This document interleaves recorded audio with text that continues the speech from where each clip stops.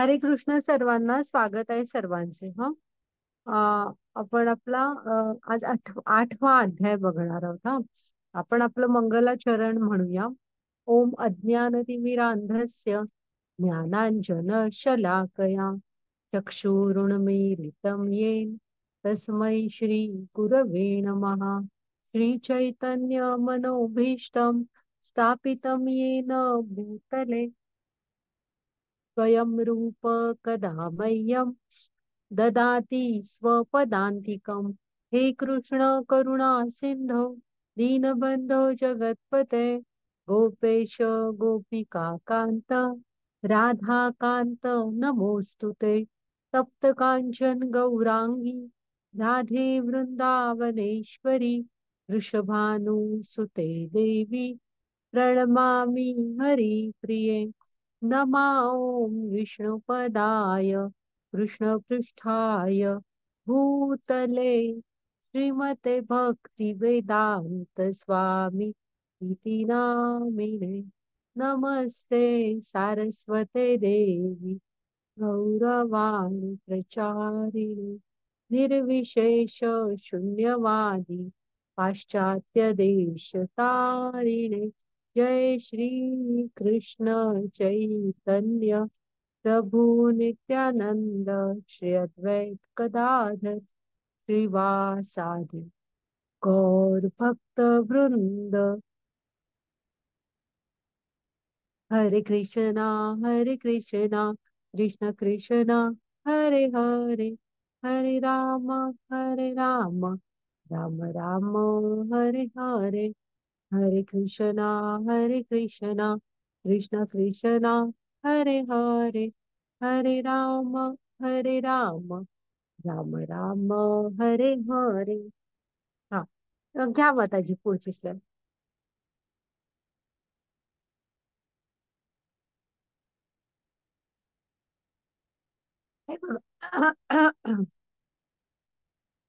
ह्या ना हे आहेत होमवर्क सारख्या स्लाइड्स आहेत. तुम्हाला जे काही येणार ह्यातलं म्हणजे येणार नाही ना ते तुम्ही आम्हाला प्रश्न विचारू शकता. माताजींना विचारा, मला विचारा. हा, उत्तर सांगते. हे ऍक्च्युली आपल्याला झालेलं आहे सगळं. एक आपली वही तयार होईल जर का तुम्ही हे प्रश्नोत्तर वहीत सोडवाल ना. तर तुम्ही काय शिकला भगवद्गीतेच्या 18 दिवसाच्या क्लासमध्ये त्याची एक तुमची वही तयार होईल. हा, त्यामुळे नक्की हे प्रश्नांची उत्तरं लिहून जमली होमवर्क म्हणून वहीत लिहून काढा. हा, जर का तुम्हाला जमतील तर. हा, घ्या बा त्याची पुढची slide.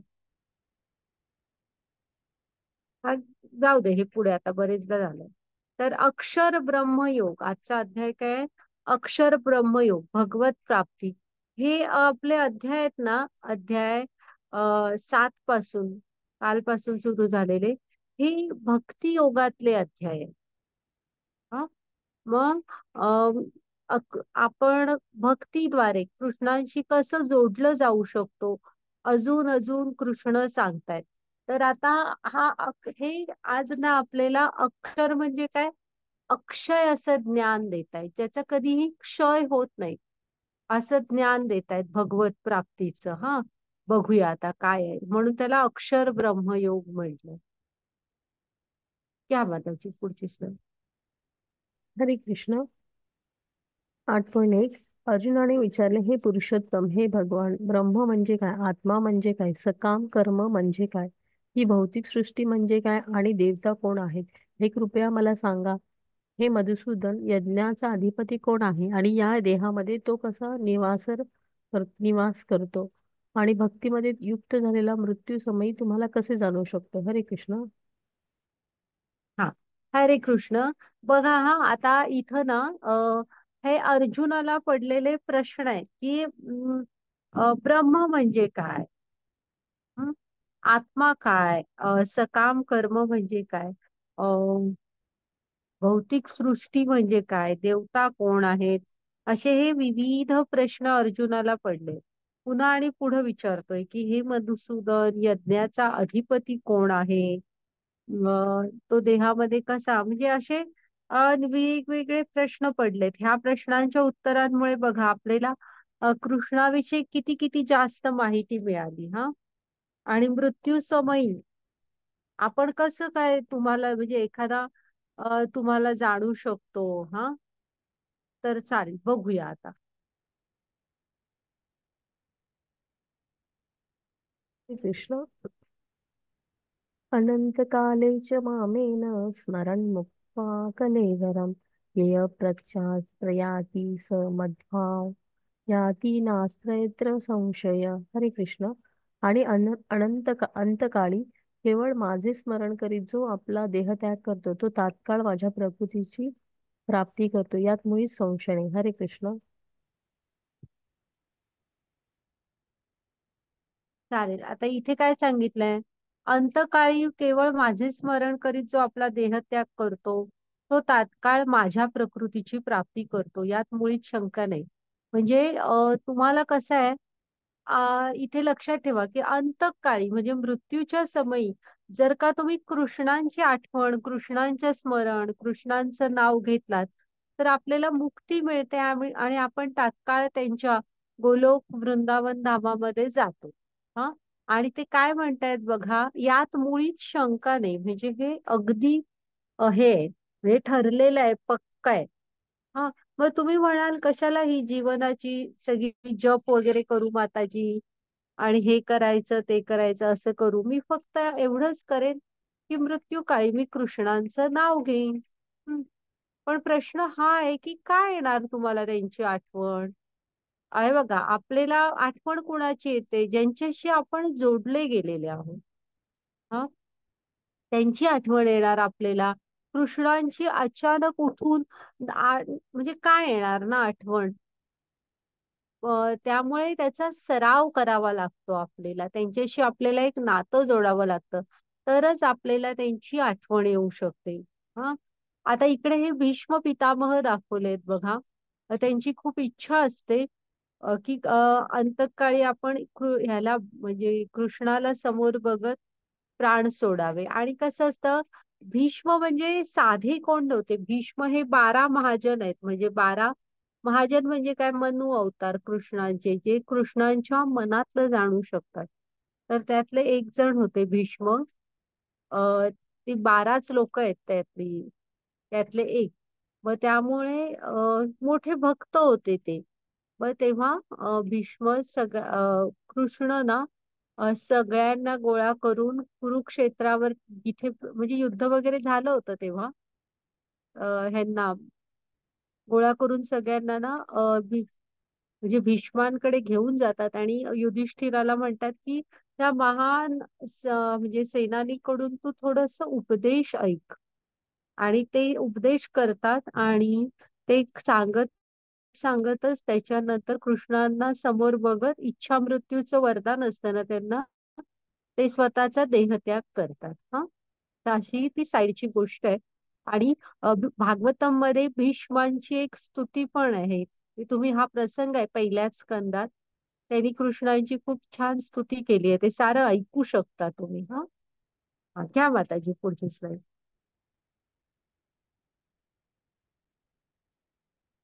हा, मग आता मी तुम्हाला सांगितलं ना, असं सहजासहजी आपल्याला काय येणार सांगा कृष्णाची आठवण? म्हणजे जर का तुम्ही नाव सुद्धा कधी कृष्णांचं घेतलेलं नाही तर काय संबंध नाही ना आठवण यायची, कशी येणार आठवण? तर हा एक सराव असतो, आपण कृष्णाशी थोडस जोडलं जायला पाहिजे.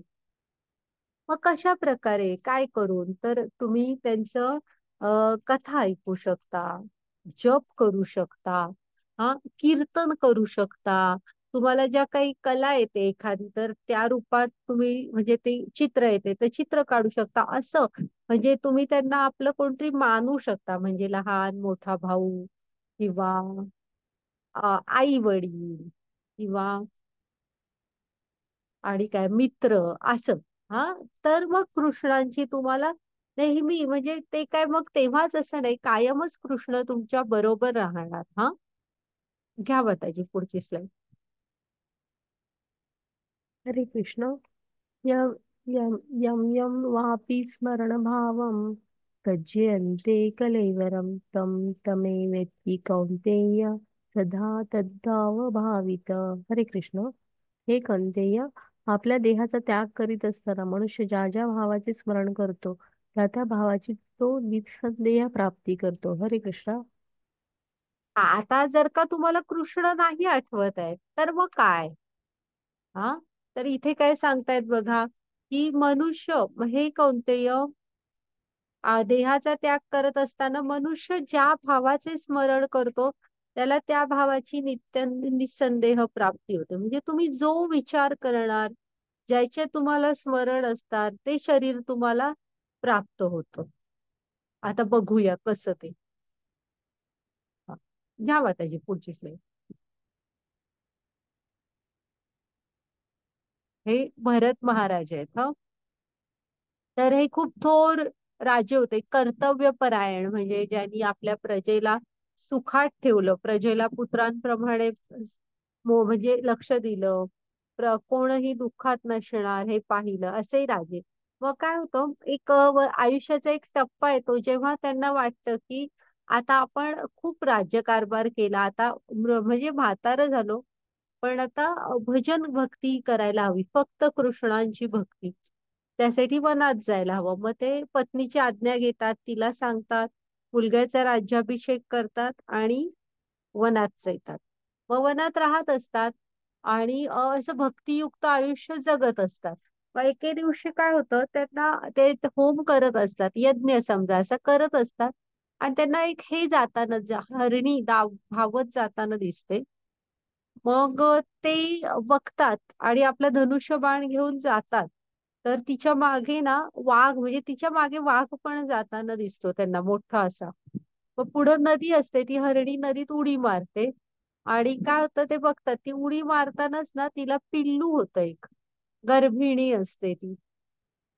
मग वाघ काय त्या उडी मारत नाही, वाघ दुसरीकडे निघून जातो. मग हे गडबडीने त्या नदीत जातात, पण ते फक्त पिल्ल्यालाच वाचवू शकतात, ते काय आईला त्या वाचवू शकत नाही. मग ते पिल्लू घरी आणतात, मग विना आईचं पिल्लू. मग सतत ह्यांचं लक्ष त्या पिल्लाकडे लागतं, मग त्याच्यासाठी गवत काढून आणत असतात आणि थोडं थोडं म्हणजे फळं वगैरे असं. मग आता जी पुढची स्लाइड घ्या. आता ते बघा, ते मगाशी तुम्ही बघितलं ना, पुढे होम हवन करताना मागे लक्ष कुठं होतं, तर ह्याच्याकडे, हरणाकडे. ऍक्च्युली हरण जसं दिवस जाईल तसं मोठं पण होतं, त्याचं ते व्यवस्थित असतं. पण ह्यांना काळजी वाटत असते, आश्रमापासून लांब जाईल, हिंस्त्र पशूंच्या म्हणजे हिंस्त्र पशु हल्ला करतील असं. मग असे दिवस जात राहतात, जात राहतात. मग पण ह्यांचं लक्ष कायम त्या आश्रमापासून लांब जाईल, त्याला कोणतरी पकडेल असं. मग असंच करत एक दिवस मृत्यूचा वेळ येतो. मग ते हे तर मोठं झालेलं असतं हरीण, पण त्यांना मृत्यूच्या वेळी पण तीच काळजी लागते, की मी नसल्यावर आता माझ्या हरणाचं कसं होणार वगैरे, आणि असा करत विचार ते मृत्यू पावतात. हा, मग त्याची पुढच्या स्लाइड घ्या. मग काय होतं, त्यांना पुढचा जन्म, हे बघा, ते हरणाविषयी विचार करत असतात. मग काय होतं माहितीये, त्यांना पुढचा जन्म ह्याचा मिळतो,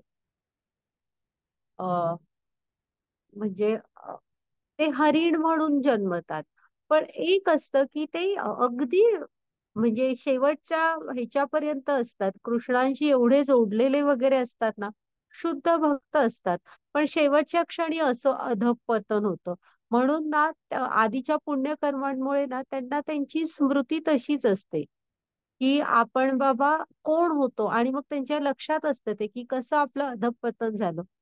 मग हे हरणाच्या जन्मात काय करत असतात, नेहमी वनांमध्ये जे आश्रम असतात ना त्याच्या अवतीभोवतीच, आणि जे लोक करत असतात वेगवेगळे वनांमध्ये होम हवन वगैरे, त्या ऋषींच्या आजूबाजूलाच राहत असतात आणि काही दुसरं करत नाही, तेवढंच. आणि त्यांना स्मरण असतं, त्यामुळे सतत कृष्णाचं स्मरण करत पटापट तो जन्म घालवतात. आणि मग पुढचा जन्म एक अजून एक जडभरत ऋषींचा मिळतो, आणि त्या जन्मात मुक्ती मिळते. म्हणजे तुमच्या लक्षात आलं का, जी मुक्ती राजा भरत म्हणून मिळायला हवी होती त्याच जन्मात, त्यासाठी पुढे एक हरिण आणि त्याच्या पुढे एक जडभरत ऋषी, असे दोन जन्म घ्यावे लागले. हा, तर आणि हेही लक्षात ठेवा तुम्ही, की दोन गोष्टी इथं झाल्या, की तुम्ही ज्याची आठवण काढणार त्याच भावाचं म्हणजे तेच शरीर तुम्हाला पुढे मिळतं. आणि दुसरी गोष्ट की तुमचं कृष्णाशी कनेक्शन असायला हवं, तुम्ही कृष्णाशी जोडलेलं हवं, तरच तुम्हाला अंतकाळी त्यांची आठवण येणार, नाही तर काय येणार ना. वाचा माताजी. हरे कृष्ण. ध्यान केले पाहिजे आणि त्याबरोबर तुला आपल्या युद्धरूपी स्वधर्माचेही आचरण केले पाहिजे. तुझी कर्मे मला अर्पण केल्याने आणि तुझ्या मनाला आणि बुद्धीला माझ्या ठायी स्थिर केल्याने तुला निस्संदेह माझी प्राप्ती होईल. हरे कृष्ण.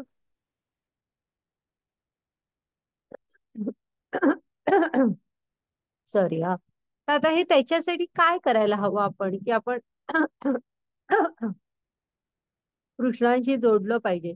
तर ते काय म्हणतात, तुम्ही ध्यान करायला हवं कृष्णांचं. हा. तुम्ही आपल्या आणि त्याचबरोबर तुला आपल्या युद्धरूपी स्वधर्माचे, म्हणजे असं नाहीये की तुमचं जे कर्तव्य आहे, तुमचा स्वधर्म आहे तो सोडा, स्थान सोडा, असं नाहीये. जी कर्तव्य आहेत ते करतच तुम्ही कृष्णांशी ध्यान धर्म करायला हवं. म्हणजे कृष्णांचं जप, कीर्तन हे तुम्ही जिथे आहात तिथून सुरू करायला हवं. हा. मग पुन्हा आपली सारी कर्म जी आपण करतो ती कृष्णांना अर्पण करायची. हा कृष्णा, ही तुझीच सेवा म्हणून मी हे सारं करतोय, हे तुझं तुला अर्पण.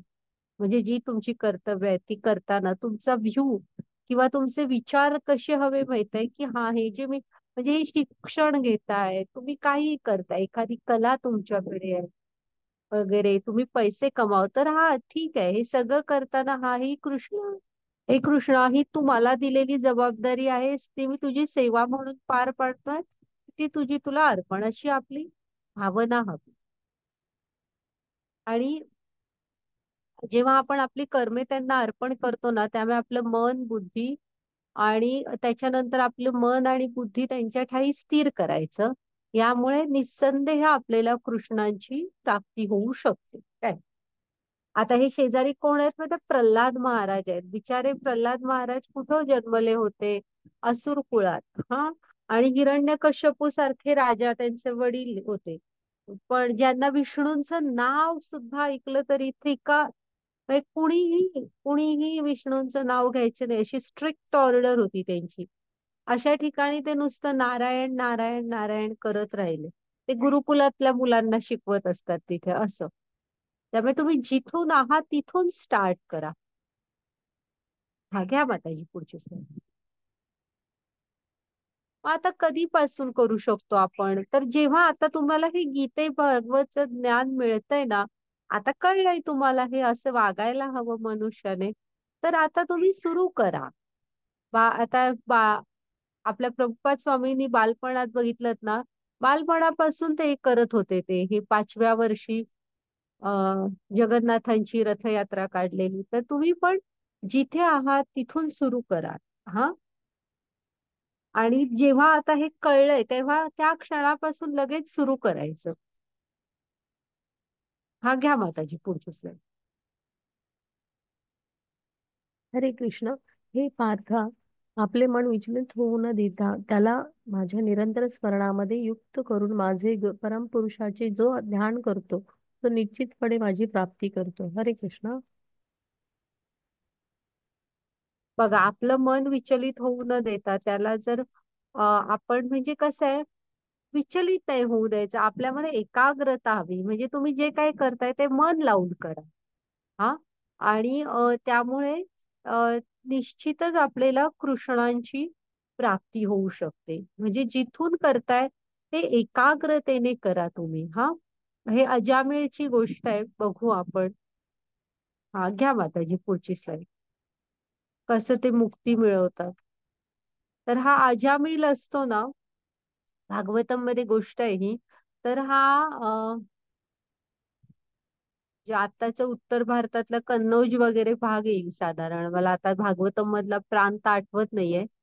तर तिथला हा एका वेद संपन्न अशा ब्राह्मण कुटुंबातला मुलगा असतो. आणि हा काय माहितीये, वडिलांसाठी लागणार देवपूजेचं वडिलांना जे साहित्य लागत असतं ते रोज आणून देत असतो वनांमध्ये जाऊन. म्हणजे पत्री, पुष्प अ वगैरे असं जे लागतं ना देवपूजेला, म्हणजे होम हवनासाठी लागणारे वेगवेगळे हे लाकडं लागतात ना, ती वेगवेगळ्या वनस्पती, असं सगळं रोज आणून देत असतो. आणि हा वेद संपन्न म्हणजे व्यवस्थित एज्युकेटेड असा असतो तो. मग एक दिवस वनात जातो आणि येताना ना त्याला एक स्त्री आणि एक पुरुष असे एकत्र बसलेले वगैरे दिसतात. मग आपण मग अशा वेळेस काय करावं सांगा? आपल्याला असं काहीतरी दिसलं तर आपण ते स्थान सोडावं. तुमचं काम झालेलं होतं, त्याचं तर ऑलरेडी झालेलं, सगळं घेतलेलं होतं त्याने, ते घ्यायचं आणि आपलं काम काय होतं, घरी जाणं. तर घरी यायला हवं होतं. आपण पण अशा ठिकाणी जास्त थांबायचं नाही. पण अजामिल अशीच असते, माया आपल्याला कशी नाचवते बघा. पण हा काय करतो, तिथंच ते बघतो आणि थांबतो, बघतो आणि ते हातातलं सगळं टाकतो, त्या माणसाला मारतो आणि त्या म्हणजे त्या पुरुषाला, त्या स्त्रीला, तिच्या सौंदर्याला एवढा भुलतो, त्या स्त्रीला सरळ घेऊन घरी येतो. आई वडील ते तर घाबरतातच, अरे कोण हे, कोणाला घरी घेऊन आलास तू? तर त्यांच्या बरोबर भांडतो. आता ही माझी बायको आहे, हिलाच मी ठेवणार घरी, तुम्हाला पाहिजे असलं तर बघा. आणि बायकोला सांगतो, बायकोला तर घालवूनच देतो, ही अशी असते बायको, तुझ्यासारखी नसते. असं मग काय होतं, अशा स्त्रियांच्या इच्छा एवढ्या भयंकर असतात ना, बापरे, त्या कधी पूर्णच होत नाहीत. त्या एवढ्या म्हणजे पैसे लागतात ते सगळं पूर्ण करायला. मग बायकोला पण घालवून देतो आणि हा एवढा चांगल्या संस्कारातला मुलगा सगळं विसरतो आणि म्हणजे ह्या धक्क्याने आई वडील पण वारतात.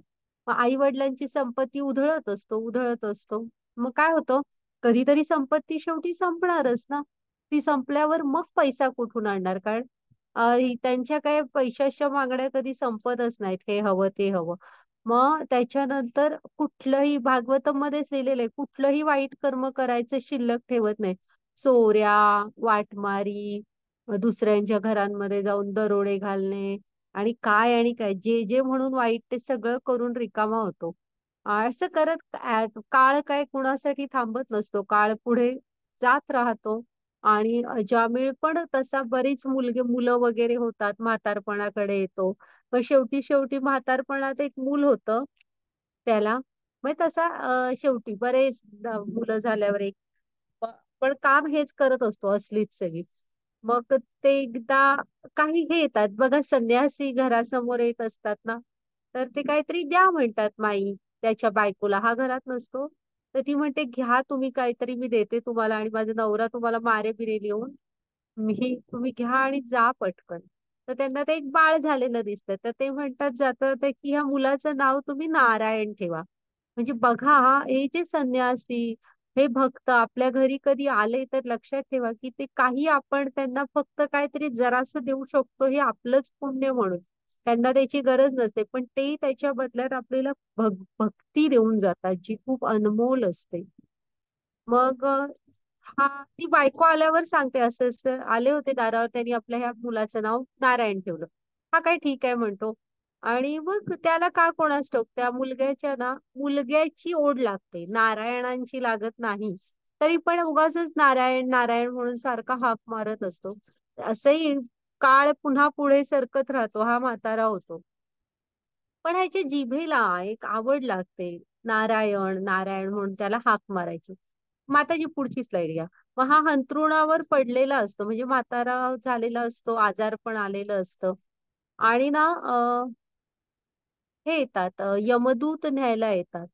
तर आहेत ना, हा जोरात घाबरून ओरडतो, नारायण नारायण. कुणाला बोलवत असतो? स्वतःच्या मुलग्याला. हा, पण ते बघा, ते ह्यांना काय म्हणतात, कृष्णांचे दूत, चतुर्भुज नारायण रूपातले, हा, ते येतात हातात तलवार घेऊन धावून. तर दिव्य असे.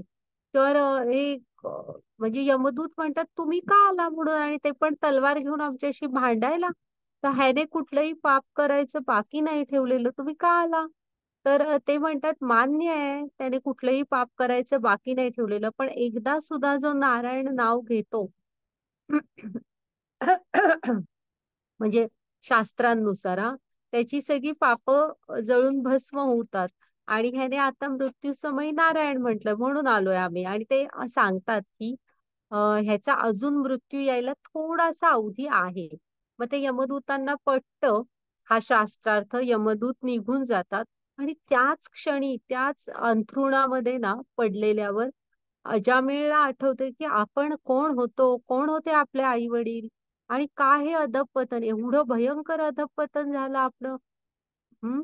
आणि आपण सावरायचा प्रयत्न पण नाही केला आणि आपण हेच होतच राहिलो. मग अजामिल स्ट्रेट उठतो, वृंदावनमध्ये जातो. म्हणजे वृंदावन की हरिद्वार, सॉरी मला आठवत नाही हा. पण जातो आणि म्हणजे घराचा त्याग करतो आणि जे काही जीवनाचे थोडेफार दिवस म्हणजे पुढचे दिवस शिल्लक असतात ना, पूर्ण कृष्णांशी स्वतःला जोडून घेतो आणि भक्तीमध्ये घालवतो. आणि मग जेव्हा खरोखर मृत्यू पावतो कृष्णांचं स्मरण करत, तेव्हा ते बघा तसा दिव्य देह मिळतो त्याला आणि गरुडावर बसून कसे ते हे न्यायला येतात. सॉरी, गरुडावर बसून नाही, दिव्य विमानातून ना ते कृष्णांचे पार्षद म्हणजे कृष्णांचे दूत अजामिलला न्यायला येतात आणि हा मुक्तीच्या मार्गावर निघून जातो. हा, मग तुम्ही या कथेतनं लक्षात ठेवा की आयुष्य जगताना तुम्ही नको असं अं, म्हणजे होईल असे तुम्ही विचित्र ठिकाणी जाल वगैरे, तर आपण अशा स्थानांमध्ये गेलो ना की खूप वेळ थांबायचं नाही, जे आपलं काम आहे तेवढं करून पुढे जाणं. हा, स्थानांचं खूप महत्व असतं. आणि दुसरं, अजामिळला इथे दुसरा चान्स मिळाला, तो प्रत्येकाला मिळेलच असं नसतं. त्यामुळे आपण आता आपल्याला हे कळलंय ना, तर आपण आता ह्या क्षणापासून स्वतःला कृष्णांशी जोडून घ्यायचं. आणि त्यासाठी सांगितलं ना, स्वधर्म आचर, आत्ताच आपण शिकवलो. असं नाहीये की काय करताय ते सोडून पळून जा. आहात तिथून जॉईन व्हा. हं? ह्या मनाच्या गोष्टी आहेत. हा, माताजी पुढची स्लाईड हरे वाचा. कृष्ण. मनुष्याने परमपुरुषाचे सर्वज्ञ पुरातन नियंत्रण. वाचा वाचा. हॅलो, येते ना ऐकायला माताजी? हा हा, वाचा वाचा. मनुष्याने परमपुरुषाचे सर्वज्ञ पुरातन नियंता अणुपेक्षाही सूक्ष्म सर्व गोष्टींचे पालन करता सर्व भौतिक कल्पनांच्या अतीत असणारे अचिंत्य आणि नित्य पुरुष या रूपामध्ये ध्यान केले पाहिजे. परमपुरुष सूर्याप्रमाणे तेजस्वी आहेत आणि ते भौतिक प्रकृतीच्या पलीकडे अर्थात दिव्य आहेत. हरे कृष्णा. हे बघा, तुम्ही कृष्णांना काय काय म्हणून जाणून घ्यायचंय बघा. हा, तर आपण 7व्या अध्यायात पण बघितलं, आता आपण हे कसे आहेत, हे भक्ती योगाचे अध्याय आहेत. हा, भक्तीद्वारे आपण कृष्णांशी जोडलो जायला पाहिजे. तर हे एवढं असं म्हणजे परम पुरुष आहेत कृष्ण. काय आहेत? परम पुरुष, पुरुषोत्तम, आदी पुरुष आहेत, म्हणजे त्यांच्यापासूनच सगळ्याची सुरुवात आहे. सर्वज्ञ म्हणजे सगळं ज्ञान आहे त्यांना. पुरातन म्हणजे हा, त्यांच्यापासूनच सगळ्याची सुरुवात आहे. सगळ्याचा नियंता, कंट्रोलर. हा, अणुपेक्षाही सूक्ष्म आहेत. आता सांगितलं ना, जेव्हा ब्रह्मस्तरावर आपण पोचतो तेव्हा जसे ते अ, परमात्मा रूपाने ना, जसे प्रत्येक सजीवाच्या हृदयात आत्म्याच्या शेजारी परमात्मा म्हणून असतात, तसे चेतना रूपाने ह्या चराचर सृष्टीमध्ये आहेत. चेतना नसती तर ही सृष्टी चालत नाही. त्यामुळे चेतना रूपाने म्हणजे चराचर सृष्टीमध्ये आहेत. अणुपेक्षाही म्हणजे दोन अणूंच्या मध्ये जी जागा राहणार त्यामध्ये सुद्धा सामावलेले आहेत ते. हा, असे आहेत ते. पुन्हा सर्व आपल्या सर्वांचे पालन करतात आणि त्यांनी सगळ्यांसाठी सगळं दिलंय. तुम्ही ठाम विश्वास ठेवा ह्यावर. फक्त आपल्या मनुष्यांचा लोभ इतका, हाव एवढी वाढली आहे ना, की आपण आपल्या वाटणीचं पण खातोय आणि इथले जे म्हणजे निसर्ग म्हणजे झाड, पशु, प्राणी ह्यांच्यासाठी जे दिलंय त्यांचा हिस्सा पण आपण खाऊन टाकायला लागलोय. नाहीतर ते सर्वांचे पालन करतायत आणि सगळ्यांसाठी दिलेलं आहे त्यांनी. सर्व भौतिक कल्पनांच्या अतीत आहेत ते. हा, अचिंत्य भौतिक कल्पनांच्या अतीत म्हणजे कसं माहित आहे, तुम्ही असं मांडूच नाही शकणार की ते विभूती आहेत, म्हणजे विभू आहेत. मोठ आपण त्यांना शब्दात सुद्धा नाही बांधू शकत. अशी एवढं सुद्धा कोणाच्या वाणीचं सामर्थ्य नाही. अचिंत्य आहेत. नित्य पुरुष या रूपामध्ये किनी ध्यान केलं पाहिजे. आणि ते कसे आहेत? परम पुरुष सूर्याप्रमाणे तेजस्वी आहेत आणि भौतिक प्रकृतीच्या पलीकडे अर्थात दिव्य आहेत. तर ते इथं नाहीयेत. आपलं कसं म्हणजे मी सांगितलं, आपण हे पंचमहाभूतानी बनलेल्या ह्याच्यामध्ये अडकून आहोत. ते नाही, ते दिव्य आहे. ते ह्या भौतिक प्रकृतीच्या पलीकडे आहेत. ते ह्याने बांधले गेलेले नाहीये. आपण जसं काळाने बांधलं गेलोय तसं काही नाही, ते दिव्य आहे. हा, तर ह्या रूपांमध्ये तुम्ही त्यांचं चिंतन करायला हवं. आणि असे आहेत ते बघा, त्यांनी तेच सांगितलं. म्हणजे आपल्याला किती त्यांच्या ह्याच्याविषयी माहिती आहे ठामपणे. हम्म. घ्या माताजी पुढची slide.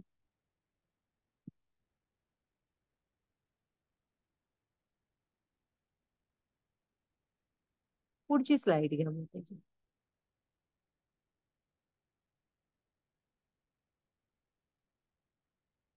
आता भगवंत कोण आहे? ते मनुष्य आहेत का? त्यांचं रूप काय आहे? तर बघा, ते कृष्णच भगवंत आहेत.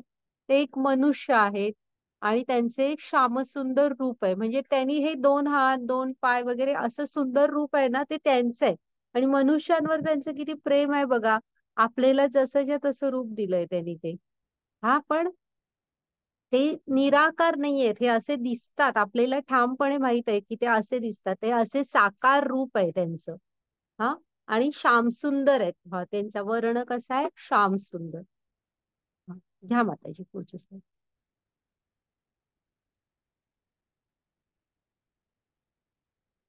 आता इथे ना वेगवेगळे देवी देवतांचं हे दिलंय बघा. पहिल्या ह्याच्यात ते देवी देवताच त्यांचं हे करतायत सगळे. म्हणजे काय करतायत? म्हणजे प्रार्थना करायसाठी डोळे मिटून त्यांचं मनात स्मरण करतायत बघा. ब्रह्मा पण आहेत. क्षीरसागराच्या काठावर बसले आहेत ते आणि सगळेजण त्यांची प्रार्थना करतायत. त्यात कोण आहेत? ब्रह्मा पण आहेत तिकडे, पाठीमागे शिवजी पण आहेत. असे सगळे देवी देवता. म्हणजे ह्याचा अर्थ काय झाला? ह्या सगळ्यांचे वरिष्ठ कोण आहेत? कृष्ण.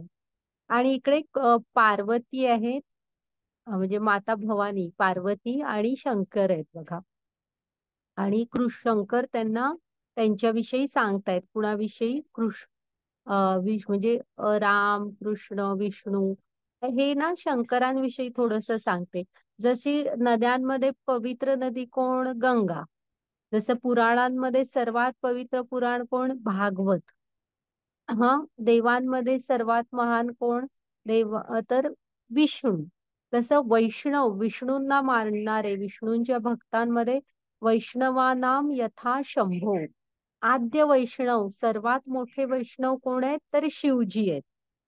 आणि तुम्ही कुठल्याही पुराण वगैरेच्या मुळात जाल, रामायणाच्या, भागवतम, सगळ्याचे मूळ कसं आहे माहित आहे?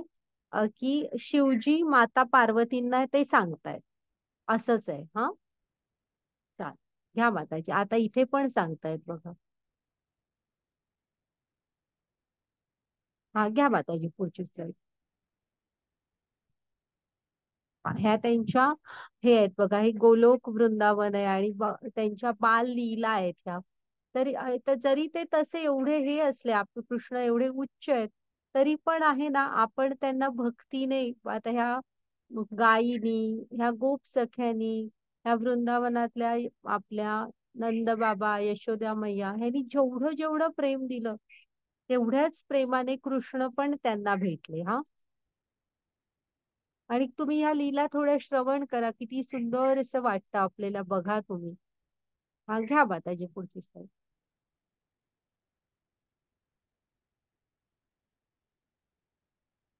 सुदामाने बघा, जितकं प्रेम दिलं कृष्णांना, कृष्णाने पण तेवढंच प्रेम दिलं गुरुकुलामध्ये. हा, हे त्यांचे गुरु आहेत सांदीपनी. बघा, त्यांनी पण म्हणजे गुरुग्रही गेले. गुरु केला म्हणजे मनुष्य जन्मात त्यांनी केला, म्हणजे आपल्याला पण करणं भाग आहे. हा, तर हे त्यांचे गुरु. हा, घ्या माताजी पुढची स्लाईड.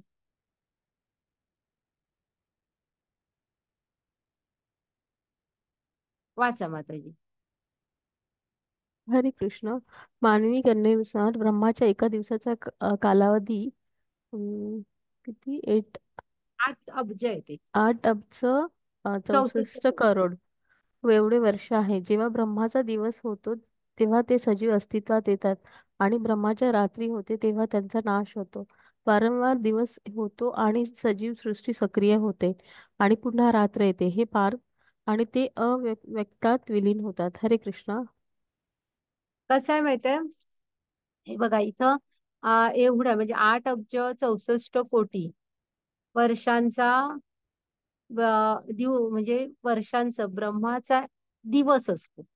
हा, तेवढ्याच वर्षांची ब्रह्मांची रात्र असते. म्हणजे त्यांच्या एका दिवसात, टोटल दिवसात केवढं असतं बघा, वेळ जातो. तर असं ह्या ब्रह्मांचं 100 वर्षाचं आयुष्य असतं. तोपर्यंत पृथ्वीमध्ये किती उलटापालट होऊन जात असते बघा. हम्म. तर मग काय होतं, त्यांची रात्रीच्या वेळेस हे सगळं अव्यक्तात विलीन होऊन जातं. पण असं नाही की झिरो होतं. सगळं असं झोपल्यासारखं होतं आणि दिवस सुरू झाला की झोपेतून उठल्यासारखं जे जिथून होतं तिथून पुढं सुरू होतं. मग हे असं कृष्ण काय सांगतायत बघा, हे असं वारंवार होत असतं. पुन्हा दिवस होतो, सजीव सृष्टी सक्रिय होते, पुन्हा ब्रह्मांची रात्र येते, पुन्हा ती अव्यक्तात विलीन होते. असं सतत सुरू असतं. म्हणजे काळ बघा किती मोठा असा चालत असतो, चालत असतो. हा, घ्या माताजी पुढची स्लाइड. आपण काय करू शकतो, आपल्याला जेव्हा हे ज्ञान मिळालंय तेव्हा आपण कृष्णांशी स्वतःला जोडून घ्यायचं. हरे कृष्ण. याहून अन्य एक अव्यक्त प्रकृती आहे, जी या व्यक्त आणि अव्यक्त जड पदार्थाच्या पलीकडे आणि सनातन आहे. ती परा आणि अविनाशी आहे. संपूर्ण जगताचा जरी प्रलय झाला तरी ती प्रकृती नष्ट होत नाही. हरे कृष्ण.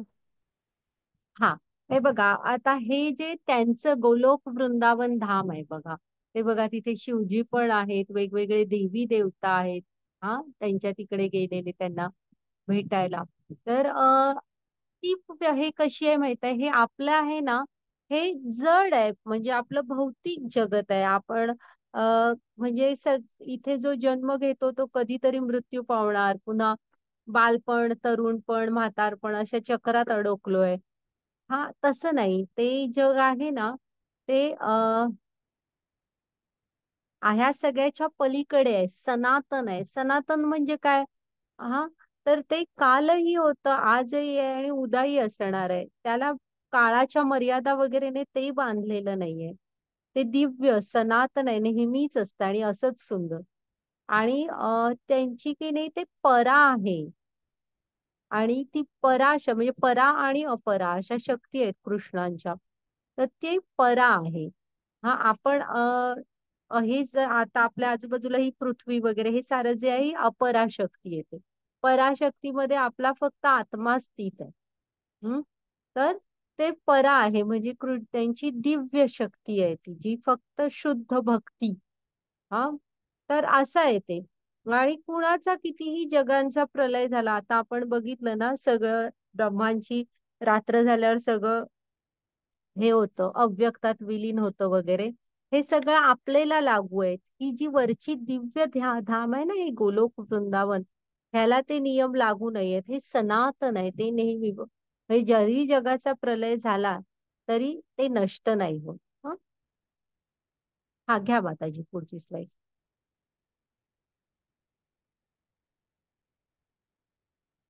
आता आपण बघूया ते कुठे आहेत. हे खूप गहिरा विषय आहे, आपण थोडस बघूया पटकन. थांबा.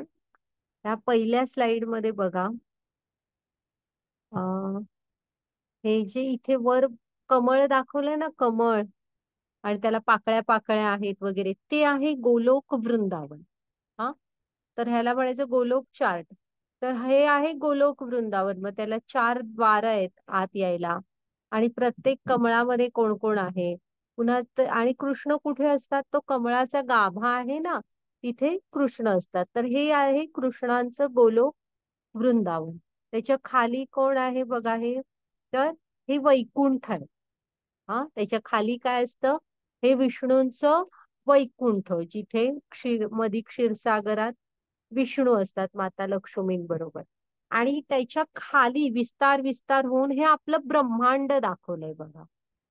हा, मग ह्या ब्रह्मांडाच्या बाहेरच्या बाजूला जवळ जवळ पण ना वेगवेगळी लोक आहेत बघा तिथे. हा, तर हे देवी धाम असतं. मग आता जरा आपण आपलं ब्रह्मांड बघूया. म्हणजे तुमच्या हे तर लक्षात आलं की सगळ्यात खाली ब्रह्मांड आहे, त्याच्या बाहेर पण वेगवेगळे विस्तार वगैरे आहेत. त्याच्या वरती असतं वैकुंठ आणि त्याच्याही वर असतं गोलोक वृंदावन. आता इकडे या ह्या बाजूला. हं?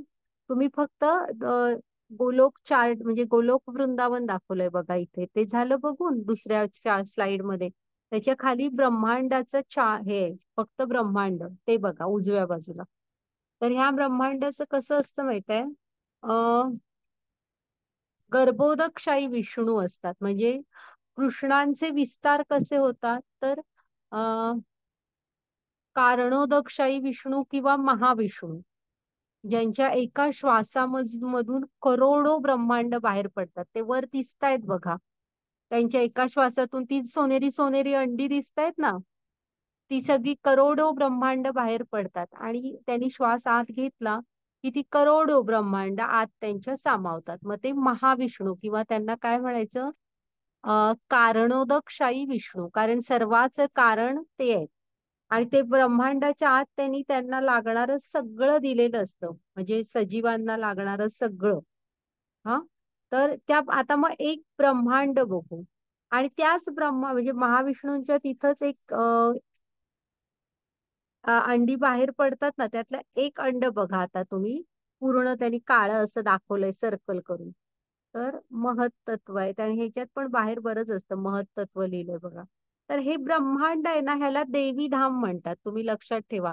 माता भवानी ह्या इथल्या हे आहेत.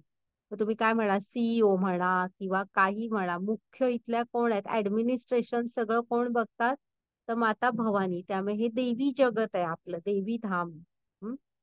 तर आणि जे गोलोक वृंदावन आहे ना, तिथं जवळ रामांचं साकेत धाम म्हणतात, जिथे राम सीता हे सगळं असतात. ते अगदी गोलोक वृंदावनच्या जवळच आहे. तिथे जवळ कृष्ण शिवजींचं सदाशिव लोक असतं. हे पण सगळं नित्य आहे हा. तिथंच जवळ गोलोक वृंदावनच्या सदाशिव लोक असतं. आणि इकडे आपल्या इथं महाविष्णूंच्या जवळ हे असतात, शिवजी महादेव रूपात असतात. तिकडे सदाशिव म्हणून असतात आणि इकडे महादेव. आणि इकडे आपल्या माता भवानी आपल्या सगळं हे बघतात, म्हणजे इथलं ऍडमिनिस्ट्रेशन काय प्रशासन म्हणा. ज्याच्या त्याच्या कर्मानुसार ज्याला त्याला फळ देत भक्तीकडे आणायचा प्रयत्न करत असतात. हा, तर आता जरा ह्या ब्रह्मांडाच्या आत आलो की आत आल्यावर आहे ना, महाविष्णू नंतर कोण असतं, गर्भोदकशाही विष्णू. ह्या ब्रह्मांडाचा बराचसा भाग गर्भोदकशाही विष्णूंनी व्यापलेला असतो आणि त्यांच्या हे पायाजवळ चरणांची सेवा करत कोण असतं तर माता लक्ष्मी असतात. आणि ते गर्भोदक समुद्रात असतात. मग त्यांच्या नाभी कमळातून एक कमळाचा देठ येतो, म्हणजे नाभीमधून एक कमळाचा देठ येतो. त्या देठामधून अ हे म्हणजे वरती जे फूल असतं त्यात ब्रह्मा येतात, उगम पावतात, म्हणजे ब्रह्मा येतात. मग त्यांना हजारो म्हणजे भरपूरशी तपश्चर्या केल्यावर त्यांना हे गर्भोदकशाही विष्णू पूर्ण ज्ञान देतात आणि साहित्य पण दिलेलं असतं आणि वेदांचं ज्ञान देतात आणि सांगतात की तू सृष्टीची रचना कर. मग हे जो देठ असतो ना हा, त्याच्यामध्ये 14 लोक आहेत. किती? 14. त्यातलं 7व्या नंबरचं कोण आहे? पृथ्वी आहे. आणि वरचे 6 जे आहेत ते आध्यात्मिक जगत असतात. आणि आपल्या पृथ्वीपासून खालचे जे आहेत ना 7, ती खालची लोक असतात, म्हणजे अतल वितल पाताळ रसातळ असं. म्हणजे खालची अजून अजून पाप वाढत जातं. ती 7 आहेत, अतल वितल सुतल अशी ती नाव आहे. आणि वरची आहेत म्हणजे 7 नंबरला येते पृथ्वी. आणि आपल्या वरची ही आध्यात्मिक लोक आहेत. जसं जसं तुमचं पुण्यकर्म वगैरे वाढत जातं तसं ती वरच्या आध्यात्मिक लोकांमध्ये हे मिळतो जन्म. तर साधारण आलं ना, थोडक्यात ही आहे आपली ब्रह्मांडांची रचना. आणि एकूणच गोलोक वृंदावन पर्यंतची पाहिजे असली तर ती आता साईडला डाव्या बाजूला बघा. आणि हे एक ब्रह्मांड झालं. आता ह्याच्यावरती 7 लेयर असतात बघा ब्रह्मांडावर. तर हे एक झालं. अशी करोडो ब्रह्मांड महाविष्णूंच्या श्वासामधून बाहेर येतात आणि आत जात, असं सुरूच असतं ते. आणि ह्या सगळ्या लोकांमध्ये आता आपण काय बघितलं, गर्भोदकशाही विष्णू. हा पहिले कोण होते, कारणोदकशाही विष्णू किंवा महाविष्णू, मग गर्भोदकशाही विष्णू. आणि अ, ब्रह्मानी सृष्टी तयार केली ना की त्या सृष्टीमध्ये म्हणजे जे म्हणून कोण सजीव आहेत त्या सगळ्या सजीवांमध्ये चतुर्भुज नारायण रूपामध्ये का हे अ क्षीरोदकशाही विष्णू असतात पुढे. ते क्षीरोदकशाही विष्णू काय करतात, सगळ्यांच्या हृदयामध्ये चतुर्भुज नारायण रूपात परमात्मा रूपाने जातात आणि चेतना रूपाने अणु अणुमध्ये जातात. हा चालेल माताजी, घ्या. तर ही आहे ब्रह्मांडाची आपली आणि गोलोक वृंदावनापासून सगळ्या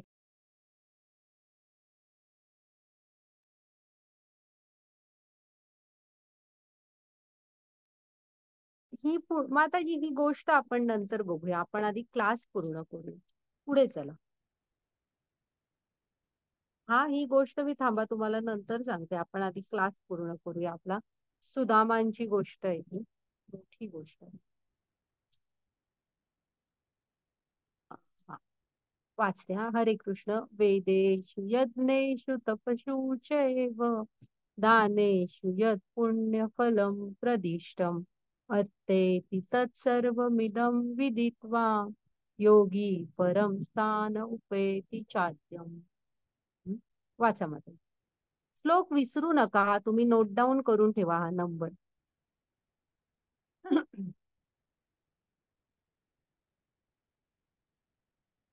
वाचा माताजी. बरं थांबा आपण वाचूया. जो मनुष्य भक्ती मार्गाचा स्वीकार करतो तो वेदाध्ययन, तपस्या, दान देणे किंवा दार्शनिक तथा सकाम कर्म इत्यादी पासून जे फळ प्राप्त होते त्या फळांपासून वंचित होत नाही. केवळ भक्तिपूर्ण सेवा केल्याने त्याला हे सर्व प्राप्त होते. अखेरीस त्याला परम शाश्वत धामाची प्राप्ती होते. हा म्हणजे आता तुम्ही हे लक्षात ठेवा की तो जो मनुष्य, म्हणजे आता तुम्हाला असा प्रश्न पडेल ना की कृष्ण सांगतायत तुम्ही कर्मफळ मला सारी अर्पण करा किंवा म्हणजे कृष्णांची भक्ती करा वगैरे. मग ह्यामुळे आम्हाला बाकी सगळ्यात जे असतं ज्याची पुण्य फळं असतात त्या सगळ्यापासून आम्ही वंचित होणार का? तर तसं नाही. जो कोण भक्ती मार्गाचा कृष्णांच्या भक्ती म्हणजे तरी काय असते, कृष्णांची दिव्य प्रेममय सेवा. मग हा भक्ती मार्गाचा जो स्वीकार करतो ना तो वेदांचा अभ्यास करणे, तपश्चर्या करणे, दान देणे, हा किंवा तुम्ही कर्म मार्ग मधली जी फळं असतात पुण्य, ह्याच्यामुळे जी पुण्य तुम्हाला प्राप्त होतात ना ती सगळी तुम्हाला भक्तिपूर्ण सेवा केल्याने आपोआप प्राप्त होतात. आणि ते मिळून अखेरीस उलट काय होतं, बाकीच्यांना प्राप्त होत नाही, ते आपल्याला मिळतं की अखेरीस कृष्णांच्या शाश्वत धामाची प्राप्ती होते. म्हणजे तुम्ही कशापासून वंचित होत नाही, तर ती सगळी जी पुण्यफळं आहेत ती भक्ती मार्गात आल्यावर तुम्हाला ऑटोमॅटिक कृष्णाच्या कृपेने मिळणारच आहे. हा चांगला श्लोक आहे, तुम्ही लक्षात ठेवा. घ्या माताजी पुढची स्लाइड.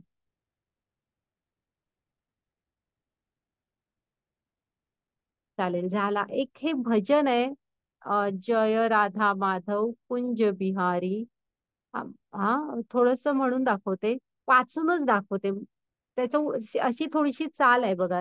जय राधा माधव कुंज बिहारी गोपी जन वल्लभ गिरीधर हरी, असं. यशोदानंदन व्रज जन रंजन, यशोदानंदन व्रज जन रंजन, यमुना तीर वनचारी. तर ह्यामध्ये ना प्रत्येक हे जे सांगितलंय ना ह्या लीला आहेत त्यांच्या वृंदावनातल्या आणि ही कृष्णांची नावं आहेत, यशोदानंदन वगैरे. हा शिका तुम्ही म्हणायला ते. आता आपण सुदामांची गोष्ट ऐकूया. हा घ्या बेटाजी आता स्लाइड. सुदामांच्या गोष्टीकडे परत जाऊया. तर हे सुदामा हे सौराष्ट्रामध्ये म्हणजे आताच्या गुजरातमध्ये पोरबंदरचे रहिवासी. आणि ही गुरुकुलात एकत्र होते. मग कृष्णाचे खूप छान मित्र होते त्यांचे हा. तर सुदामा हे एका गरीब ब्राह्मण घरातले असतात. कृष्ण राजकुमार असतात, तरी पण एकदम छान गहिरी मैत्री असते. मग एक दिवस काय होतं, त्यांची माता असते ना, गुरुमाता, ती जरा वनातून लाकडं आणायला पाठवते. मग जाताना खाऊ देते, चणे बांधून. हम्म तुम्हाला भूक लागली तर खा म्हणतात गुरुमाता. मग सुदामा असा बारीक असतो, कृश म्हणतात, नाजूकसा, म्हणजे अशक्त, अशक्त म्हणा. मग वनात लाकडं तोडताना सुदामाला कृष्ण काय सांगतात, हे बघ सुदामा, तू खाली थांब, गोळा कर, मीच वर जाऊन तोडतो. कष्टाचं काम कृष्ण स्वतःकडे घेतात. मग हा सुदामा खाली थांबलेले असतात. आणि काय होतं, ते लाकडं तोडतात, जरा वारं वगैरे सुटतं, पावसाळी हवा बनते. पण सुदामा लाकडांची मोळी तयार करतो, एवढ्यात पाऊस सुरूच होतो. आणि कृष्ण झाडावर असतात, हे झाडाखाली असतात. मग जरा थंडी वाजायला लागते, भूक पण लागते. सुदामा आपलं मुद्दाम असं समजू नका, काय काय होतं माहित नाही, पण सुदामा ते आपली भूक लागतात त्या नादात ती म्हणजे गुरुमातेने दिलेली चण्यांची हे तोडतात ते गठळ. आणि एक एक एक एक करून सगळं संपवतात. मग इथे माता लक्ष्मी सुदामांवर रुसतात, की कृष्णांना ते दोघांसाठी होते ना, ते सुदामानी एकट्याने खाल्ले. पण मग खाली येतात कृष्ण, पाऊस वगैरे थांबतो. आणि अ ही दोघं म्हणजे ते लाकडं वगैरे घेऊन परत येतात. मग परत आल्यावर म्हणजे मग कृष्ण म्हणजे शिक्षण वगैरे पूर्ण झाल्यावर कृष्ण आपल्या घरी, सुदामा स्वतःच्या घरी असे निघून जातात. आणि खूप काळ निघून जातो. सुदामा कायमच गरीब असतात. आणि ते की नाही, त्यांची एक हे असते की कुणाकडे कधी काय मागत नसतात, जे दान मिळेल ते घेऊन येत असतात. पण गरीबच. आणि मग मुलांना खायला पण मिळत नसतं, बिचारी मुलं, बायको पाणी पाजवून वगैरे असं हे करत असते. मग असेच दिवस जात असतात. मग एक दिवस खूपच कठीणसा हे येतो, मुलांना खूप दिवस काय खायला मिळत नाही. शेवटी बायको म्हणते की तुम्ही, आणि सुदामा नेहमी सांगत असतात की तो कान्हा आहे ना, कन्हैया कन्हैया द्वारकाधीश, तो माझा गुरुकुलातला मित्र आहे, आम्ही असं केलं तसं केलं. मी ही आपली ऐकत असतात. मग बायको एक दिवस सांगते की आता मला मुलांचे हे उपवाशी राहणं बघवत नाहीये. तुमचा मित्र तर एकतर ते तर म्हणजे परमात्मा आहेत, परमेश्वर आहेत. दुसरं द्वारकाधीश, द्वारकेचे राजे आहेत. तुम्ही असं करा ना, त्यांना जाऊन भेटून या. मग कृष्ण मग सुदामा म्हणतात, ही ती नेहमीच म्हणत असते, पण सुदामा मी जाणार नाही, जाणार नाही म्हणत असतात. मग शेवटी म्हणतात की ठीक आहे. बायको काय म्हणते, ते सुदामा म्हणतात की तुम्ही मी तर माझ्या मनातच, ते कायमच माझ्या हृदयातच तो आहे. तर ती म्हणते, हृदयात आहेत मान्य आहे, पण प्रत्यक्षात जाऊन भेटलेलं आणि चांगलं ना. मग सुदामा म्हणतात की बायकोने हे चांगलं हे केलं. सुशीला नाव असतं तिचं, खरंच ती सुशील असते हा. तर ठीक आहे म्हणतात, हे बायकोने जरा चांगलं सांगितलंय की प्रत्यक्षात जाऊन भेटलेलं कधीही चांगलंच ना. मग म्हणतात, जातो मी, पण मी मागणार नाही काही कृष्णांकडे. पत्नी म्हणते ठीक आहे. आणि सुदामांना रिकामं कसं पाठवायचं ना मित्राकडे जाताना, म्हणून कोण शेजारचे उदार पादार पण द्यायचे बंद झालेले असतात बायकोला. तरी पण कोणाकडून तरी पोहे घेऊन येते, थोडे पुरचुंडी अशी बांधते आणि देते. मग सुदामा जायला सुरू होतात. मग आता जी पुढची स्लाइड घ्या. मग बिचारे सुदामा चालताना सुद्धा, बायको ते जातात आणि बायकोला काळजी वाटायला लागते की आता हे पोचतील ना वेळेत व्यवस्थित. इतके बारीक असतात ना, की बायको शेवटी कृष्णाला मनात प्रार्थना करते की आता बाहेर तर पडलेत, खरं नीट तुझ्यापर्यंत पोहोचू देत. मग चालत चालत, मग आता तुम्ही असं म्हणा की कृष्णांना कळलेलं असतं ना सुदामा आपल्याकडे यायला निघालाय, पण ते तर चालत तेव्हाचे प्रवास लांबचे.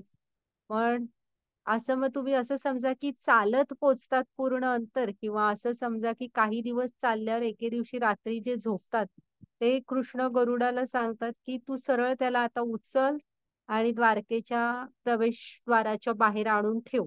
जागे झाल्यावर सुदामा द्वारकेच्या बाहेर, असं समजा. मग एक काहीतरी की पण काही दिवस चालतातच.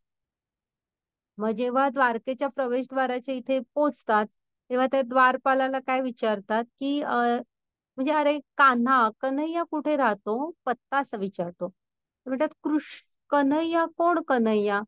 तर म्हणतात अरे मग त्याला वाटतं की कोण ट्रिक म्हणजे पत्ता वगैरे तर सांगा म्हणतो, काहीतरी गल्लीचं नाव, ऍड्रेस. तर नाही म्हणतात. अरे तू असा कसा आहे म्हणतात द्वारपाल. अ द्वारकाधीश कृष्णाला ओळखत नाहीस तू? तर ते म्हणतात, मग तो त्याला तर शॉकच बसतो जरासा की ते आता तुम्हाला दिसत असेल बघा स्लाइड मध्ये समोर कसे दिसतायत सुदामा. म्हणजे धोतर फाटलेलं आणि दुसरं अंगावर काही नाही धोतर सोडलं तर. हातात काठी आणि एकदम बारीक अशक्त कसे. आणि त्या द्वारपालाला कशी सवय असते, कृष्णांना भेटायला कोण येणार? नारद, इंद्र, म्हणजे थोर थोर ज्ञानी ऋषी, मोठे मोठे राजे वगैरे असं. म्हणजे हे कोण आलं भेटायला? तो म्हणतो नाही असं तुम्ही म्हणजे एक क्षण विचार करतो की ह्याला घालवून पण द्यावं. पण पुन्हा विचार करतो की काय माहिती असतील पण कृष्णाचे, म्हणजे त्याला पण वाटतं की कुठून एवढं नाजूक तब्येत आहे आणि चालत आलेत. मग ते म्हणतात जाऊन सांगायला काय हरकत आहे?" मग ते म्हणतात की तुम्ही काय? मग तो नाव सांगतो सुदामा. मग ठीक आहे म्हणतात, मी जाऊन सांगतो. आणि कृष्णांना सांगायला जातात की असं असं वर्णन आहे बघा, ते एक भजन आहे खूप छान, धोती फटीसी आणि न सर पे है पगडी असं वगैरे. आणि कहत नाम सुदामा, एवढं जे ऐकल्यावर कृष्ण आपल्या राण्यांबरोबर आत असतात रुक्मिणी बरोबर, ते सगळं तिथून अक्षरशः उडी मारतात. आणि ज्या द्वारकेच्या ह्याच्यावर रस्त्यांवर कृष्ण कधी चाललेले म्हणजे असे चाललेले पण नसतात, रथातूनच कायम ना येणं जाणं, तिथून अक्षरशः बिना पायात काय घालता वगैरे धावत सुटतात माझा सुदामा आला म्हणून. आणि इकडे उद्धव, रुक्मिणी सगळ्या राण्या आश्चर्यचकित होतात, की कोणासाठी निघाले एवढे. आणि तो द्वारपाल पण आश्चर्यचकित होतो. मग सुदामाला भेटतात आणि सुदामाला आपल्यावर घेऊन येतात आणि तिकडे बघा पाय चरण धुवायला सुरू करतात. तर वर्णन पण आहे त्या भक्तिगीतात की अ, म्हणजे पाणी राहिलं बाजूला, आपल्या डोळ्यातल्या अश्रूनीच कृष्ण त्याचे चरण धुतात. म्हणजे त्याला बघून एवढे पायात काटे वगैरे टोचलेले. मग असे दिवस जातात. मग सुदामाला छान जेवण वगैरे देतात, सगळ्यांची ओळख आधी करून देतात. आणि म्हणतात काय रे सुदामा, तू लग्न केलंस मला बोलावलं नाहीस. मग ते म्हणतात पण मी तर एका लग्नाला बोलवलं नाही, तू 16,108 केलीस, मला एकदा पण बोलवलं नाहीस. अशी ही मैत्रीची प्रेमाची नाती असतात त्यांची. आणि मग सगळ्या राण्या केवढी सेवा करत असतात. पण हे करताना पण आहे ना, कुठंतरी त्यांना सतत आपली मुलं वगैरेची आठवण येत असते, भुलून नाही जात हा. ऐश्वर्यात आल्यावर की आपली मुलं तिकडे उपवाशी आहेत वगैरे. मग ते म्हणजे कृष्ण खूप हे करत असतात, राहा राहा, पण एक थोडे 2-4 दिवस राहतात आणि परत यायला निघतात. आणि परत जाताना आहे ना, जसा सुदामा आलेला असतो तसेच परत जातात. म्हणजे असं काय कृष्ण त्यांना वेगळं काही देत नाहीत. मग मात्र रडत मात्र खूप असतात अगदी सोडायला जाताना पण. हा हा, आणि एक सांगायचं राहिलं, ती मग म्हणतात ते आत येतात ना, चरण वगैरे धुतात आणि मग म्हणतात की काय रे माझ्या वहिनीने माझ्यासाठी काय पाठवलं नाही काय?